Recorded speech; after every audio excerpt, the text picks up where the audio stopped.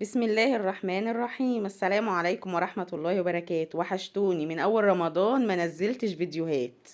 الفيديو النهاردة كان المفروض تاني يوم رمضان، عشان أول يوم أنا كنت معزومة برا. وطبعا كلكم فطرتوا أول يوم رمضان محشي وبط، وأنا طبعا مش أقل منها. تاني يوم عملت محشي وبط لأن ده الراعي الرسمي. بصوا الكرومبة دي انا كنت جايباها يوم السوق، فكانت قعدت بتاع 4 ايام كده ولا حاجة قبل رمضان، عشان كده فيها حتت كتير دبلانة. بس انا لما سلقتها شلت كل الدبلان ده منه، عشان خسارة يعني هرميها علشان حتتين دبلانين. لا انا شلت كل ده. بصوا هنا حطيت مية تغلي ونزلت فيها الكرومبايه كلها. جبت اكبر حلة عندي في الطقم ونزلت فيها الكرومبايه كلها. وانا بسلق بقى الكرنب كنت حاطه البصلة على النار، عشان ابقى شغاله الاتنين، يعني مش هقف بس قصاد الكرومبو وهي بتتسلق.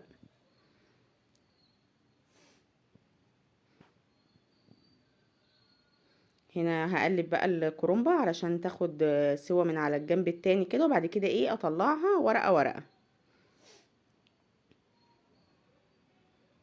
كل سنه وانتم طيبين، وقولوا لي فطرتوا ايه اول يوم رمضان. انا عندي كسل رهيب اليومين دول، ما بنزلش وما بصورش وما بعملش اي حاجه، مع اني كنت واخده عهد على نفسي ان انا كل يوم او يوم ويوم انزل فيديو. بس ان شاء الله الكسل ده يروح. كل سنه وانتم طيبين يا حبايبي. بصوا شايفين بقى بطلع ازاي؟ شايفين الكرومبة فيها دبلان كتير كده، بس ده كلته هشيله وانا بقطعها يعني.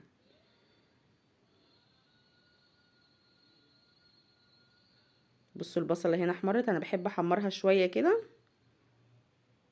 خلاص انا كده خلصت الكرومب. هنزل بقى بشفشق الطماطم ده، ازودها بقى فلفل. طبعا كلكم اساتذة، هو الفيديو بس مجرد ان انا بشارككم يومي بس، مش بعلم حد، انتوا اساتذة وتعلموا الدنيا كلها. وبحط كمون وملح وشوية شطة وشوية بابريكا، وهحط بقى معلقتين صلصة بتظبط التسبيكة يعني. هقلبها بقى كده واسيبها مع نفسها تستوي. بدأت تغلي هنا بقى هسيبها للرز. هنا غسلت الرز، وعارفين الكيس اللي انا بفتحه ده الخضرة. حبيت اجرب الخضرة اللي انا مخزناها، لقيتها تحفة يا ولاد. بصوا انا حتى بنزلها مستغربة، ما شاء الله الخضرة باينة كل حاجة، الشبت لوحده والكزبرة لوحدها. جميلة جدا التفريز الخضرة. انا ما ندمتش عليه. بهنج رمضان بقى، كل سنة وانتم طيبين. بصوا حتى انا حبيت اوريها لكم من قريب. ما شاء الله بجد الخضرة جميلة. اهم حاجة انك تخزين الخضرة، انك تبقي منشفاها تماما ما فيهاش نقطة مية.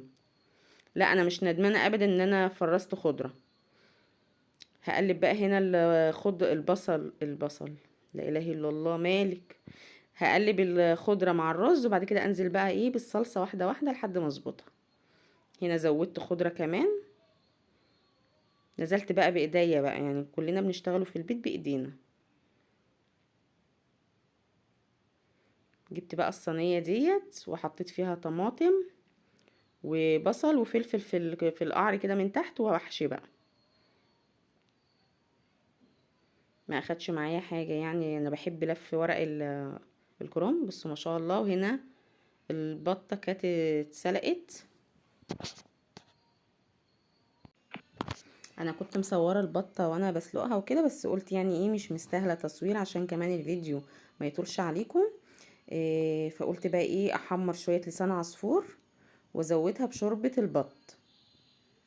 مش هعلق دلوقتي طبعا اللهم صل على النبي، على المحشي، علشان احنا لسه شويه على الاذان. انا بعمل الحاجه اللي تسهل عليا قبل الاذان بشويه كده، اعلق بقى على المحشي.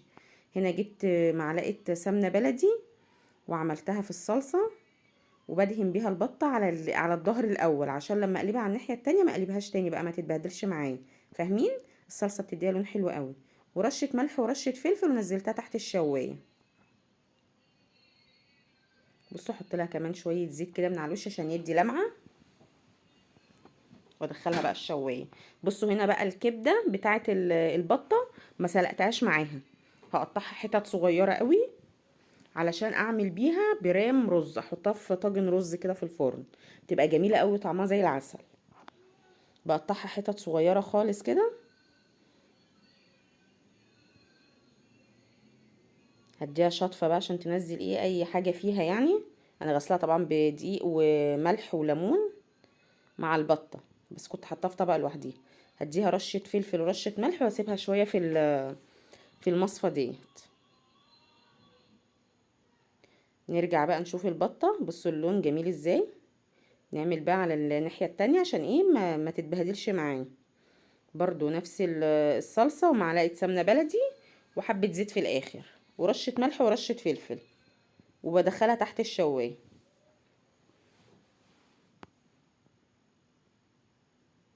احط لها نقطة الزيت واوزعها على البطة كلها كده. رشة الفلفل والملح بتدي طعم حلو قوي.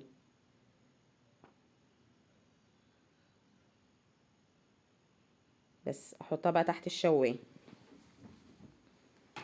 كان باقي شوية رز خلطة قلت احطهم بقى في التلاجة. نيجي هنا بقى للمحشي، خلاص احنا قربنا على الاذان. مكان الصلصة التخديعة بتاعة المحشي حطيت شوية شوربة من البط غلت ونزلتهم عليها، وهزود بقى تاني لان هو عايز تاني. انا بدي المحشي لحد اخر سطر كده بيبقى باين شوية، فاهمين؟ عشان ما يبقاش معجون وفي نفس الوقت ما يبقاش ايه رز شوربة قليلة يعني، بظبطه. ولازم اهز الصينية كده، فاهمين انتوا؟ انا كنت عاملة المرة دي في صينية. ايوه، علشان ايه؟ ياخد كفايته من الشوربة. هديله شوية كمان. بس كده زي الفل. نحطه بقى على النار زي العسل. هرجع احط له الطبق ده على الوش كده علشان هو بيغلي ما يفكش من بعضه. تعالوا بقى نعمله برام رز مع بعض. احنا كده علقنا خلاص على المحشي، والوقت خلاص يعني ايه، احنا كده في الوقت ايه الهادي يعني، اللي يدوب نعمل الحاجة تستوي على الاذان. بصوا هحط شوية رز في القعر كده بتاع البرام، وبعد كده احط بقى الكبدة. بصوا الكبدة مقطعة حتت صغير بملح وفلفل، وانزل بقى ببقية الرز كله. بس ازوده بقى اللبن ده، انا كنت غالياه. هزودها اللبن، وزودت طبعا الملح والفلفل وحطيتها في الفرن. نيجي هنا بقى نعمل شوية ايه ملوخية للعيال. حطيت معلقة صلصة وزودتها بقى برضو من شوربة البط. هو البط الراعي الرسمي بتاع الفطار النهاردة. هحطها تغلي على النار. نبص بقى على المحشي كده، بسم الله ما شاء الله بيتشرب. وهنا برضو الشوربة غلت معانا. ننزل بقى ايه بالملوخية. دي ملوخية ناشفة يا جماعة، بتبقى جميلة قوي، وخصوصا بمعلقة الصلصة دي والشوربة بتاعة البط فبتبقى زي العسل. هحط لها بقى سنة كربونات، وده السر بتاع الملوخية الناشفة، بتبقى تقيلة وزي العسل. بصوا هطفي عليها على طول، مش هسيبها تغلي. نروح بقى نعمل التومة. التوم ده انا مفرزاه، معلقة توم ومعلقة سمنة بلدي. احط لها بقى لازم كزبرة. نبص الاول على برام الرز بيغلي زي الفل. انا متابعة كل حاجة، ايديا هنا وهنا. نحط شوية الكزبرة وشوية فلفل. انا بحب احط لها شوية شطة برضو صغيرة كده. بس واقلب بقى لحد ايه ما تحمر معايا كده.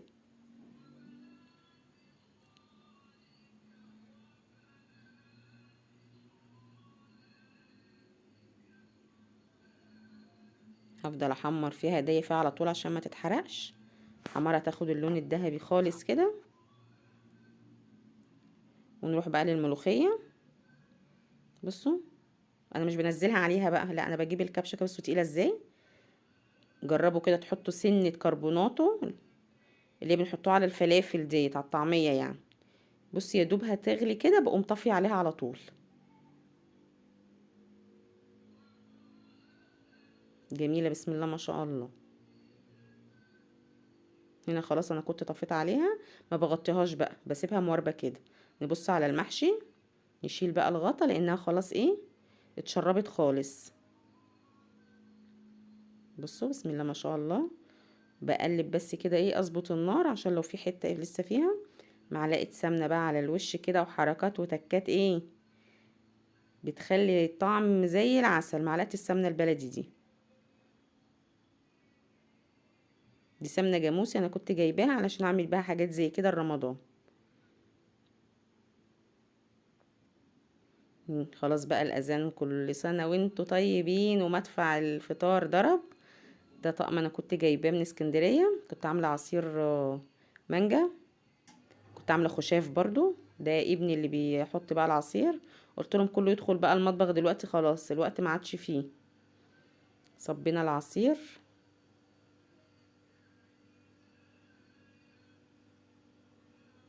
كوبايه ناقصه شويه، قلت لهم مش مهم، دي كوبايتي انا بقى. هم قالوا احنا مش عايزين خشاف، انا بس اللي هاكل خشاف.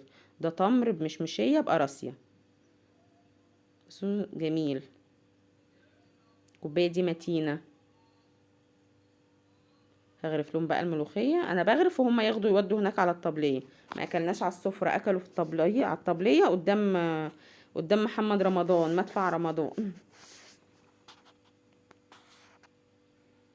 هحط لهم ملح وفلفل،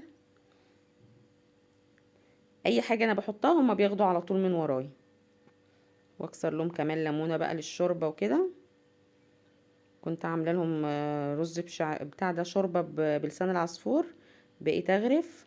انا مطلعه كذا طبق يعني بس ما تصورش. ودي الشوربه اللي هي العاديه بقى من غير لسان عصفور.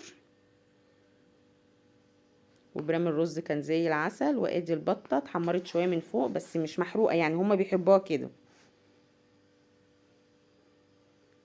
بس كده، وتقريبا الاذان هنا كان اذن. وادي المحشي، ايوه كده الاذان اذن على فكره. قلت لجوزي بقى انت اللي تقلب المحشي ده، انا مش هقدر اقلبه.